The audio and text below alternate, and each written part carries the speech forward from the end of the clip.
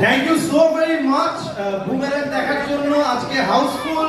অসংখ্য ধন্যবাদ। একবার নিজেদের জন্য হাততালি দিন। থ্যাংক ইউ দিয়ে নিজের সন্তানের মতো কিন্তু আমরা একটা ছবি তৈরি করি, অভিনয় করি, এবং সেইটা তখনই সার্থকতা পায় যখন আপনারা এইভাবে ইন হিউজ নাম্বারস যখন হলে আসেন এবং ছবিটা দেখেন। Thank you so very much. কেমন